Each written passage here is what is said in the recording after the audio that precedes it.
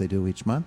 Mr. McElhaney, good morning. Good morning, Todd. Thanks so much for having us again. We appreciate the opportunity to come here. Got a crew? We have a crew and a great crew at that. Yeah. So what are we talking about today? We're going to talk about a few things, but first, we have Ms. Emily Hickson, who is a secondary school science teacher of biology and environmental science, and one of two teachers who recently participated in a Teacher in a Workplace grant sponsored by the Tri-County Workforce Investment Board, and she's here to talk about her experiences with that. Teacher in the workplace. Yeah. There's no applications for science in today's world. There are no jobs in that field, are there? Oh, no, not at all. Not at all. That's a really important push in education right now with STEM. But we're trying to look not just at what we're teaching in the classroom, but connecting it to the real world by looking at all the different careers that are out there. And my particular interest was in agriculture. There's a lot of science in agriculture. So we took this opportunity from the grant to go to an ag educators workshop over the summer. And that was put on by the PA Friends of Agriculture. Okay. So we spent 5 days in Center County, toured a bunch of businesses, made some great contacts, and looked at some things we can implement in the classroom to promote different agricultural careers. So what were some of those things? So we went on a tour of a fruit farm. We looked at some timberland that's managed by Penn State. My favorite, though, is we went to the Penn State dairy research facilities. Oh, isn't that amazing? Yeah, and looked at the calves and the cows and had a fantastic tour. And we're actually planning on taking a field trip there with the Science Club coming in May. So that was a neat contact to be made through that experience. Yeah, and here in Indiana County, that's a big industry. It's a huge industry, not just in Indiana County, but in Pennsylvania as a whole. Yeah.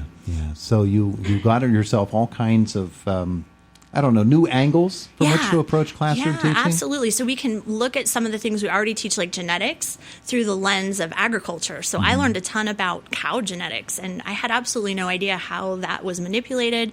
And the fact that we're getting more female dairy cows now because we can actually select the embryos and say we want more female cows. So that increases milk productivity and the productivity of the farmer. Yeah. The bullman industry is an amazing industry. It is. It is crazy. I had no idea what went on, and now I do. Yeah, see, well, you could watch Dr. Pohl, or you could actually go experiencing it as you did. Absolutely. Well, wonderful. Anything else folks would need to know about what you did? Well, how I spent my summer? Well, I would just, it is a push at the high school right now that several teachers are looking into these grants. It was a fantastic opportunity. We really appreciated the Tri-County Investment Board supporting these grants and are thankful for that opportunity. Yeah, absolutely. Very good. Well, very good. I'm glad you had such a good experience with it. Thank you. Field trip for the teachers, huh? Yeah. It was a great experience. I saw some of the pictures. Gentleman had his arm in a cow. I mean, it was, yes. In his stomach. It was. But you've never done that? No, I never did that. I have. All right. So what else do you have for us today? All right, Todd. Next up, we have Mr.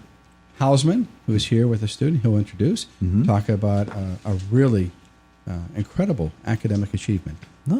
Terrific. Good morning.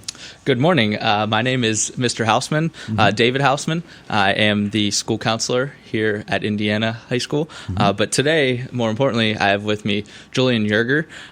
Julian Yerger did some incredible things over his career at Indiana, but one of the more incredible things is nationally he was recognized because he qualified for the National Merit Scholarship, which is presented to only 1% of the nation's high school graduating seniors. So after he qualified for this, he had to come up with some essays, and he needed to come up with some activities that he does, some volunteer opportunities that he has, any leadership positions he needed to highlight in this as well. So he was able to do that, and then him and I worked together, and we submitted a lot of these things, and we submitted even a school profile for him, and even a letter of recommendation from myself, getting input from his teachers in the classroom, even his parents included had a lot of that input. So now only 90% of the semifinalists will move on. So now in February, he will have an opportunity to become a finalist. And there are only 2,500 students in our whole nation that will be granted this $2,500 merit scholarship. Wow. So So it's pretty incredible that he's here at this Julian, point. So I'll let Julian. congratulations. Yep. Well, I haven't won the scholarship yet. We'll have to see. Well, But yeah, but still, you're on the road. That's the definitely, important yeah. thing. And I'd like to clarify a few details about the scholarship. So the main winnowing step is with the PSAT. Obviously, 11th graders take that in October, and you have to clear a very high score cutoff to become a National Merit semifinalist. It varies across states because they try to get proportional representation, but it's usually in the 1450 to 1500 range. And of course, the PSAT is only scored out of 1520, so you have to score very, very highly on the test. That took a lot of studying for sure. Yeah. And so that got me to the semifinalist status, and then I submit this application that Mr. Hausman just talked about to become a finalist and hopefully win one of the $2,500 scholarships. There's some work involved here, isn't there? Yeah, a lot of work. But in my opinion, the biggest draw of the program is not the $2,500 scholarship. It's that if you become a finalist, there are many colleges that will give you massive scholarships just for being a finalist. There are about 60 or 70 or so that will give you a full ride scholarship, in fact. Wow. So- Okay, so what's the emphasis going to be for you moving forward academically? Electrical engineering. That's what I'm really interested in. And are you lining up colleges right now? Yeah, definitely. I have my top 5. I'll be applying to all of them. Yeah. Well, one of them I've already applied to, but the other 4 are coming soon. Well, terrific. That's good to hear, and it's good to know that you're working so hard on this particular program. You know, this is something that not a lot of people get the opportunity to do. Yeah, not at all. I mean, yeah. Terrific. All right, very good. Gentlemen, thank you. Thank you for having Thank you us. so much. Principal McElhaney. Okay, next up we have Mr. Neal. He's brought some students with him, and they are here to talk about the IHS Wall of Fame. The Wall of Fame. The Wall of Fame. It's exciting. We have 3 students here that are going to be talking about the Wall of Fame. They're from our leadership seminar. Leadership seminar is for students in our school who are the leaders in the different organizations, the different clubs, different groups, and those students come together. It's a class that I co-teach with Ms. Devin Duffy, and we have 3 different students here to talk to you about different aspects about one of our major initiatives, which is the Wall of Fame. So I'm going to turn it over to the kids and let them talk to you. All right, lady and gentlemen, good morning. You can use this microphone too. So good morning. Good morning. I'm Simon Bianco, a senior member of Leadership Seminar at IHS. The Indiana Area Senior High School Wall of Fame is a way for the school to recognize noteworthy alumni who graduated from IHS and made a positive impact on the Indiana community, the community in which they reside, or their respective careers in which they have distinguished themselves. This award means a lot to us as IHS students and members of Leadership Seminar because these are the people that have come before us and those that we look up to. This is our 3rd year, and our nominees from the past 2 years are an exceptional group. Now I will give Nick a moment to talk about some of these past recipients. All right. Thanks, Sam. I'm Nick Hilliard. I'm also a member of Leadership Seminar, and I just want to talk about some of our past graduates that have won the award of Wall of Fame, and some of them include William Martin, Ed Parks, Pamela Patton, Deborah Powell, Stan Webb, Susie Jack, John Kopchik, Dr. Christina Lubold, Rodney Ruddock, Joe Saylor, Sid Simon, Charles Spadafora, Christine Toretti, Donald White, and Scott Zellum. And I know many people recognize a lot of those names. And the Wall of Fame is organized by Leadership Seminar as well as our adult committee. And we want to inspire the student body of IHS to accomplish the many things that these men and women have. We hope that by honoring these graduates, we can show current students all that you can do with a great start at IHS. And I think it's really something special here. Yeah, well, it sounds like it. My goodness. Absolutely. And here's Eliza. She's going to talk about what you guys can do to help. Okay. Hi, I'm Eliza Ray, and on behalf of the Wall of Fame Committee, I am asking for your help. If you know of any alumni that you think would be a good candidate for the Wall of Fame, you can apply online at bit.ly/IHS Wall of Fame. That is bit.ly/IHS Wall of Fame.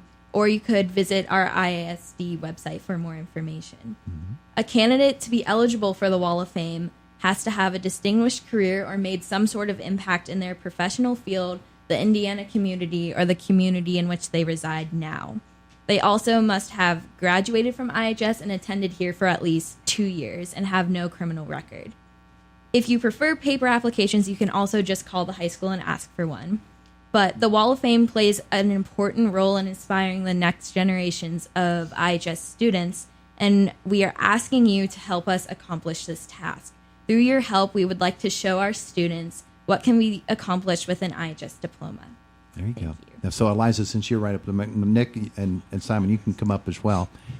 Just a couple of questions. Number one, is this a physical wall of fame where people can actually see the photos of the people who are in it? Oh yeah, it is. Yeah, we have it in our school, and everybody can see it in all of its glory. And some of the past alumni can come back and check it out. Yeah, terrific. And of those people who are there ones who stand out especially to you that maybe you have met in your lifetimes that have been inspirational to you? Well, I know I've met a few. Charles Spadafora, he was a big one for me. We knew him. My family's very close with him. And I know our security guard right now, Stan Webb, who recently won it last year. Mm-hmm. So I think there's a lot of great people there, a lot of people that I know, and a lot of people that Indiana knows. And it's just a really great thing to have. Yeah, Eliza, Simon, what about you? I think, along with Nick, Stan Webb, as our security guard, we see him every day. He's there every day. He was there last year, they're here this year, and he just really takes his job seriously, but also connects with students on a personal level. So definitely.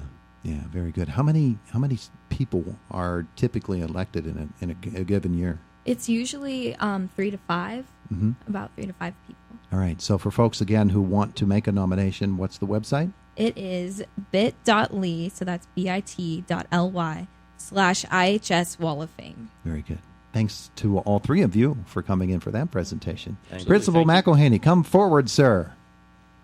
Okay, Mr. Marino, last up we have is Jason O'Lear, music teacher at the senior high school and marching band director, and he's here to talk about a very interesting and exciting upcoming event. All right, very good. Good morning. Good morning. Always lots of stuff happening in the arts You bet. side. I brought two students with me, Ariana Goodyear and Cormac Pagnucci.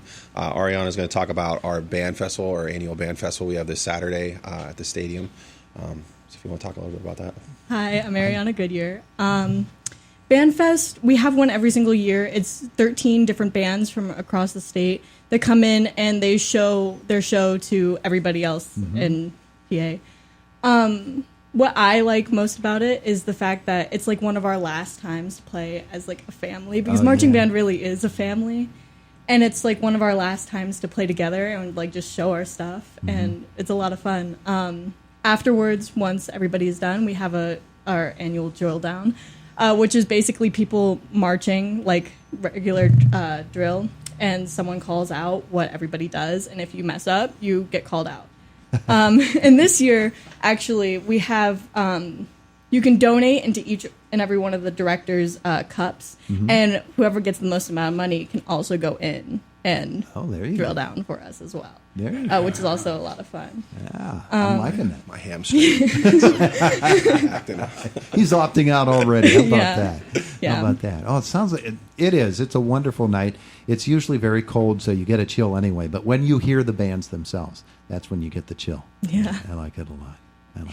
All right. So, And Cormac's here to talk about next week. We started a concert last year showcasing all of our bands, and it's called Bands in Review. And Cormac's going to talk about that for next week. Yeah, next Wednesday on October 23rd, we have Bands in Review. It features all 5 of the bands at IHS. We have 2 jazz bands, 2 regular bands, and the marching band. So we have like Jazz 2 will go first. They're playing songs like All Right, Okay, You Win, and then Jazz 1, Symphonic Band will go next. They're playing songs like In These Last Days of Autumn. We have Jazz 1, which is a really big band this year, one of the best, I think. They're playing songs like, I'm not sure one of these. It's called Orange Drank. Orange Drank, yeah. Orange Drink? Orange Drank. Yeah, it's a fun chart. It's Yeah. Okay. And then we have our wind ensemble playing a song called Xerxes, Yeah. which is a really cool piece. And then our marching band's coming out to perform for one of the last times of the year. They're playing songs like Money, Money, Money, and Poker Face, and other songs like that. And yeah. I think it's a really good way to showcase all of our bands. Yeah. Now, Corbin, you and Ariana, you're both seniors? Yeah. Yeah. All right. Sum it up in 10 seconds or less. What's it like to be a member of Indiana Senior High Band? It's a lot. It's a great program. Like, we have a great music department at IHS, and like I learned a lot through being a student, through being in the bands, and just grew better as a person as well. Ariana, what about you? What's great about being in the band? Like I said before, marching band, like you live with them, you like breathe with them. It's like everything. You're like one big family, and that's what I love the most about all of it. Terrific. Thanks to both of you, and thanks to you as Thank well you. for Yeah, bringing of them course, in. of course. Principal McElhaney, we get everybody in? We got everybody in, Tom. Shoot, wow, with 15 seconds to spare. This is fantastic. I really appreciate the opportunity to come here and showcase the students and the teachers and our programs of our school. And not only does it make it a school community, but as you heard, it's a school family. Absolutely. Thanks so much, everybody. Thank you, Todd.